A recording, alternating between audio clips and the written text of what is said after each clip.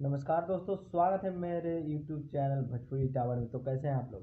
हमें उम्मीद है कि आप लोग बहुत अच्छे होइएगा। तो कल 16 सितंबर 2021 को फालतू इंटरटेनमेंट के YouTube चैनल से रिलीज़ हो रहा है देवी गीत खेसारी लाल जी का बहुत ही फुल वीडियो सॉन्ग फर्स्ट देवी गीत है, जिस सॉन्ग का नाम है चुनरिया लेली। चुनरिया लेली सॉन्ग कल सुबह 5:30 पर रिलीज होगा फालतू इंटरटेनमेंट से।